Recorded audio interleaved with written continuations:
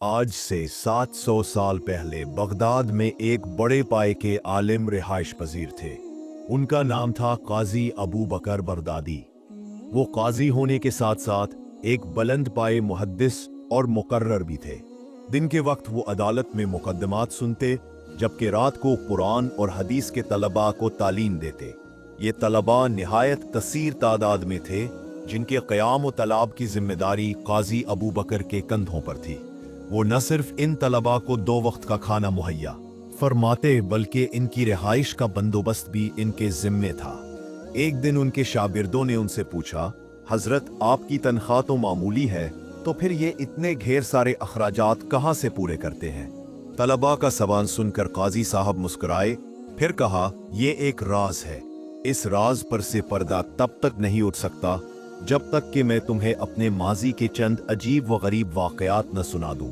इसलिए बेहतर है कि फिलहाल तुम इस राज को राज ही रहने दो। शागिर्द समझे कि शायद इस वक्त उनका कुछ बताने का इरादा नहीं, लिहाजा वो चुप हो रहे।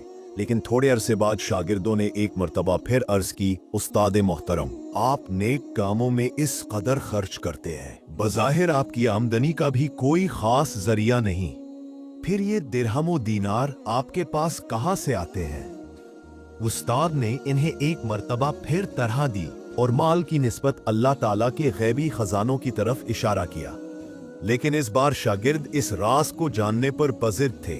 शागिर्दों का इसरार देखते हुए उस्ताद ने बिलाखिर उनसे कहा, इस माल के साथ मेरी जवानी का एक निहायत अहम वाकया वाबस्ता है।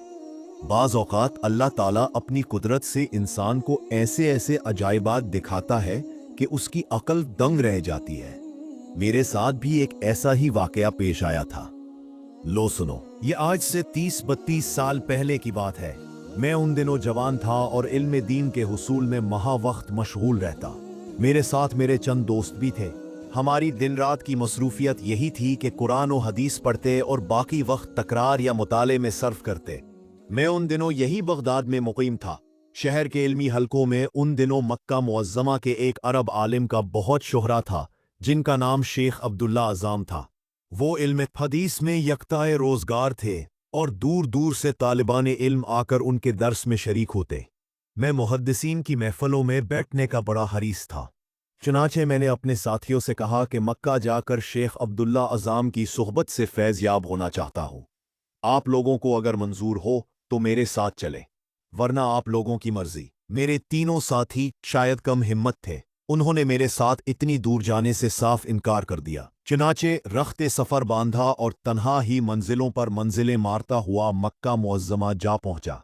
वहां मालूम हुआ कि शेख अब्दुल्ला अज़ाम साहिब फराश हैं और फिलहाल दरसे हदीस का सिलसिला मौकूफ है। ये सुनकर अगरचे मुझे बहुत मायूसी हुई, ताहम ये जानकर कुछ सुकून महसूस हुआ कि मक्का में उन दिनों बहुत से जलीलुल कद्र उलमा मौजूद हैं जो मस्जिद हरम में दर्स देते थे। अगर शेख अज़ाम से इस्तिफादा नहीं हो सकता तो कम अज कम उन बुजुर्गों से इल्म हासिल करना मुमकिन था। चुनाचा मैं वापस बगदाद जाने के बजाय वहीं ठहर गया और हरम की इल्मी मजालिस से अपनी प्यास बुझाने लगा। उन दिनों मेरे साथ एक बदकिस्मती ये हुई कि मेरा ज़ादे राह ख़त्म हो गया, लेकिन मैंने इसकी चंदा परवाह न की। मेरे पास कुछ खजूरें और सतू मौजूद थे, थोड़ा सा जैतून का तेल भी मिल गया। मैंने इन्हीं चीज़ों को गनीमत जाना और रोखी सूखी खाकर तहसीले इल्म में मशगूल रहने लगा। चंद ही दिनों बाद मेरा ज़ख़ीरा खुराक ख़त्म हो गया और एक दिन ऐसा आया कि मेरे पास खाने को कुछ भी न रहा और फाकों तक नौबत आई पहुंची।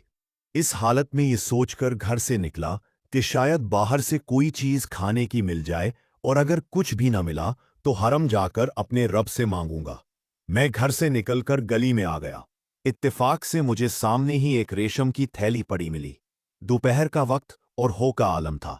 गली बिल्कुल सुनसान थी और कोई शख्स भी आसपास नजर नहीं आ रहा था। मैंने वो थैली उठाई और घर ले आया।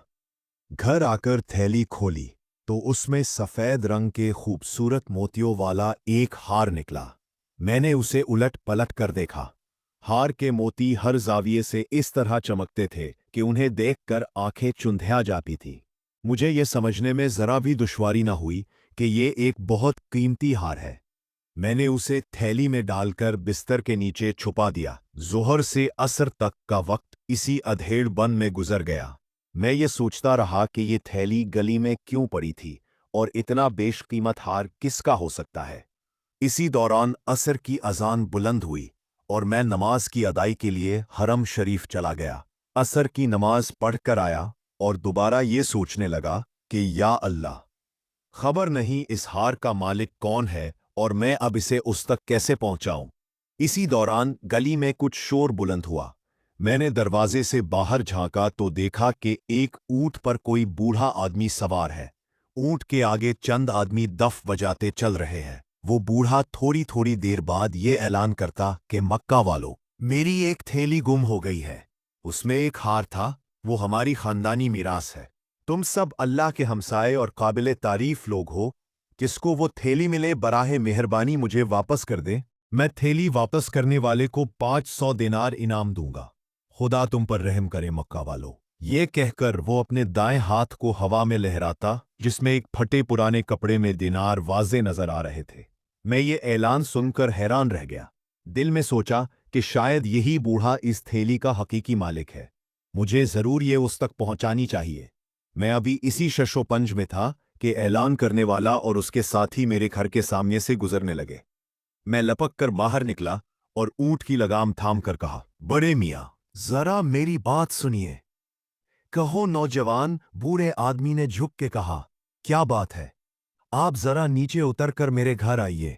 मैंने कहा, आपकी थैली मेरे पास है। बूढ़ा जल्दी से नीचे उतर आया। मैंने उसे बिठाया, बिस्तर के नीचे से रेशमी थैली निकालकर उसे दी और पूछा, क्या यही वो थैली है जिसकी आपको तलाश है? बूढ़े ने मेरे हाथ से थैली झपटी और तेजी से उसे खोला।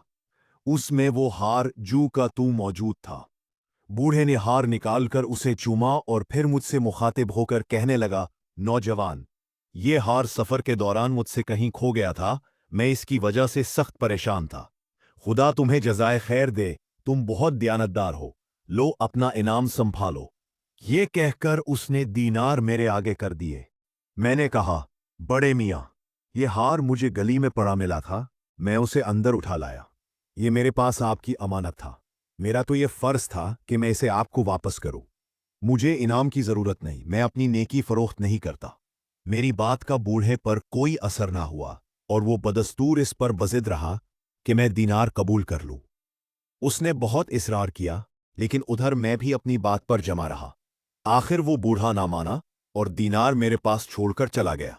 मेरे पास कुछ ना था और मैं बहुत भूखा था, लिहाजा मैंने चारों नाचार उन दीनारों से अपनी ग़िज़ा का बंदोबस्त किया और मकान के मालिक को किराया भी अदा किया।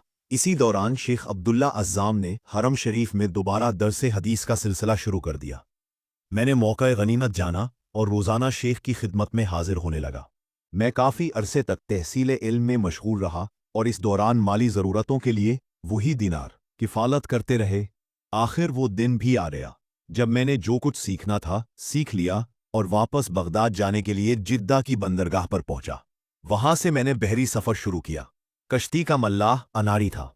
वो हमें किसी गलत समत ले गया। हम सब इतने डरे सहमे बैठे थे कि कोई किसी से बात न करता। थोड़ी ही देर बाद अंधेरा छा गया और बारिश होने लगी। मुल्लाह मौसम की शिद्दत पर लानत करने लगा। इसी दौरान कश्ती हिचकोले लेने लगी और आखिरकार टूट गई। उस वक्त हम जिस मुसीबत से दो चार थे, उसका अंदाजा लगाना आसान नहीं। आसमान पर बिजली कड़क रही थी और नीचे समंदर की तूफानी लहरों का शोर, और ऐसे में खौफजदा मुसाफिरों की चीख पुकार जारी थी। मैं इस सारे वक्त में आंखें बंद किए कश्ती के एक तख्ते से चिमटा रहा। सारा दिन वो तख्ता समंदर में तीरता रहा। मुझे ये भी मालूम न था कि मैं किस तरफ जा रहा हूं और बाकी मुसाफिरों का क्या बना। आखिरकार खुदा खुदा करके वो तख्ता एक जजीरे के साहिल से जा लगा। मैं साहिल की रेत पर जा लेटा। जब जरा हालत संभली तो उठकर आगे बढ़ा और जंगली फलों से अपनी भूख मिटाई। जब हवास बहाल हुए तो देखा कि जजीरे के वसत में एक मस्जिद है और कुछ दूर आबादी भी है। मैं मस्जिद में चला गया। वहां कुरान पाक के कुछ औराक रखे थे। मैं इन्हें पढ़ने लगा। मुझे कुरान पढ़ते देखकर आबादी में से कुछ मर्द और औरतें मेरे पास आए और कहने लगे, ए शेख, क्या आप आलिम हैं? मैं एक तालिब इल्म हूं। मैंने आजिज़ी से कहा। वो कहने लगे, ए शेख, हम मुसलमान हैं, लेकिन कुरान पढ़ना नहीं जानते। आप मेहरबानी फरमाकर हमें तिलावत सिखा दें और अगर हो सके तो कुछ लिखने पढ़ने की भी मशक करवा दें। चनांचे मैंने ये पेशकश कबूल कर ली और उनके बच्चों को कुरान किताबत सिखलाने लगा। इसके बदले मुझे सुबह शाम खाना मिल जाता। रफ्ता रफ्ता वो लोग मुझसे बहुत मानूस हो गए। वो मेरी कदर करते थे और बड़े अदब से हजरत अल उस्ताज कहकर मुझे पकारते। मेरी जिंदगी के दिन यूं नहीं गुजर रहे थे। मुझे ये भी मालूम न था कि मैं कहाँ हूं और किन लोगों के दरमियान हूं। एक दिन उनके एक बुजुर्ग मेरे पास आए और बोले, या शेख, यहाँ एक यतीम बच्ची है, खासी मालदार है और सलीका शाआर भी है। आप शरीफुन नफ्स हैं और तन्हा भी है। हम चाहते हैं कि आप उस बच्ची से निकाह कर लें। इस तरह आपकी गुजर बसर आसानी से हो सकेगी। मैंने इनकार कर दिया, लेकिन वो लोग मुसलसल इसरार करते रहे और मुझे इतना मजबूर किया कि आखिरकार मैंने उनकी बात मान ली। चुनाचे मेरे निकाह के इंतजामात हुए। निकाह की रात जब मैंने अपनी दुल्हन को देखा तो उसके गले में वही हार था जो मैंने मक्का में उस बूढ़े को वापस किया था। मैं हार देखकर बहुत हैरान हुआ और घर से बाहर आकर लोगों को सारा माजरा सुनाया। मेरी बात सुनकर लोगों ने इस जोर से नारा लगाया कि उनकी आवाज पूरे जजीरे में गूंज गई। मेरी हैरानी हनूज बाकी थी, बल्कि इस बात से मुझे मजीद हैरत हुई। मुझे परेशान देखकर जजीरे वालों ने बताया, वो बड़े मियाँ जिन्हें आपने मक्का में हार वापस किया था, इस बच्ची के वालिद थे। आपसे पहले वही इस मस्जिद के इमाम भी थे। वो अक्सर कहा करते थे कि मुझे जिंदगी में सच्चे व ईमानदार लोग कम ही मिले। उनमें वो मुसलमान नौजवान भी शामिल है जिसने मुझे मेरा खानदानी हार वापस किया था। या अल्लाह, मैं तुझसे दुआ करता हूं कि मुझे उससे दोबारा मिला दे ताकि अपनी बेटी का निकाह उससे कर दूं। और अब ऐसा हो भी गया। हम सब कुदरत के इस इत्तेफाक पर हैरान हैं और इसी खुशी में हमने अल्लाह अकबर का नारा लगाया है। उनकी बात सुनकर मुझे भी बहुत खुशी हुई और मैंने अल्लाह का शुक्र अदा किया। मैं फिर अपनी बीवी के साथ मुद्दत तक इस जजीरे में रहा और बहुत खुशगवार जिंदगी गुजारी। बादाज़ा जब मेरी रफ़ीक हयात का इंतकाल हुआ तो मैं फिर तन्हा हो गया। कुछ अरसा तो मैं उस जजीरे में रहा, फिर उन लोगों से इजाज़त लेकर बगदाद वापस आ गया। वो हार अभी तक मेरे पास था। जजीरे वालों ने बखुशी उसे मुझे अपने साथ ले जाने की इजाज़त दे दी। बगदाद में वो हार एक ताजिर को पसंद आ गया। उसने कई लाख दीनार में वो मुझसे खरीद लिया। मैंने दीनार अपने पास संभाल रखे हैं। इन्हीं से मैं तुम लोगों के अखराजात पूरे करता हूँ। चूंकि मैं उसे नेकी के कामों में खर्च करता हूँ, इस वजह से बरकत ही बरकत है। ये दास्तान बयान करने के बाद शेख अबू बकर बगदादी खामोश हो गए और फिर अल्लाह ताला की बड़ाई बयान करने लगे। शागिर्द भी ये जानकर मुतमईन हुए कि उनके उस्ताज को रब्बे कायनात